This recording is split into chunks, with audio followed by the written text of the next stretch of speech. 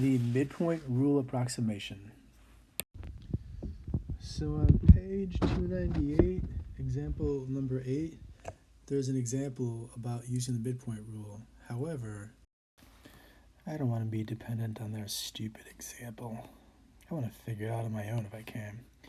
So we want the area of the pink region, and we want 8 subintervals. And we want to use midpoints. So in each of our 8 subintervals, we identify the midpoint, and that's where we're going to determine the height of our rectangle.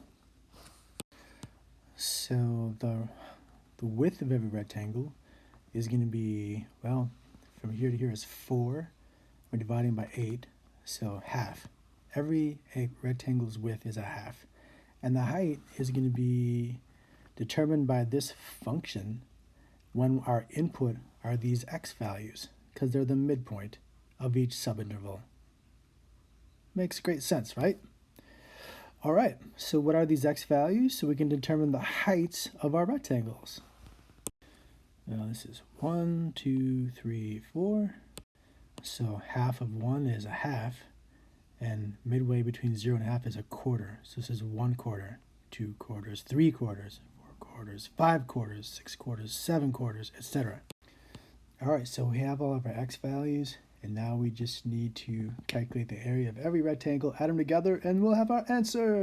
Settle down, company. Okay, here we go. So remember, each rectangle has a width of a half. So width times height. Width times height. These are the areas of our rectangles.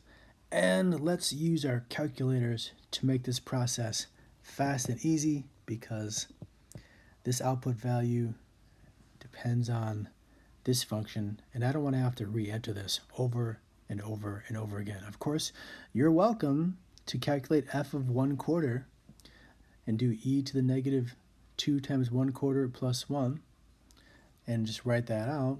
That might be easy for you. I guess I'll do it that way. But afterwards, I'm going to show you how you can use your calculator to speed up this process. First, I'm going to factor out this common factor of a half, so all we need are the f values.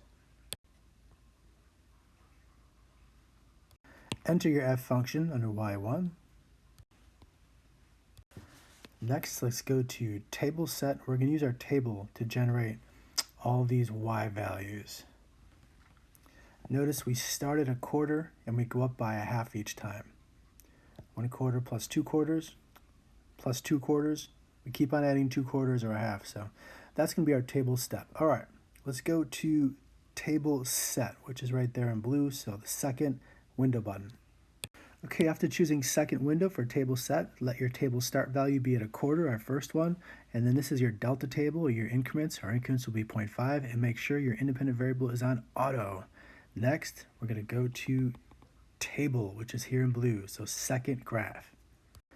And it immediately gives us these y values starting when x is a quarter. So here 1.606, and then 3 quarters, the y value is 1.223, and we can just fill those things in.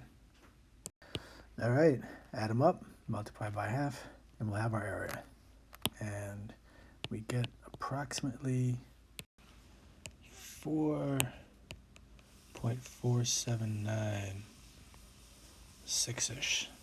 Or about 4.8, which is, hallelujah, choice B. All right, I hope that helped.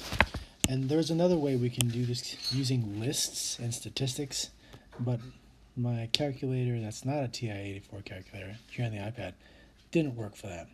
So I didn't use lists, I just used the functions in the tables.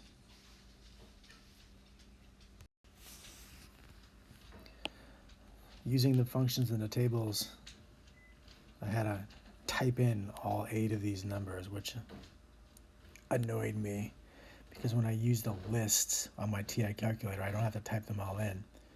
But as I said, this app I use on my iPad doesn't work the way the calculators did, so I had to do it this way. I hope that helped. Okay, bye.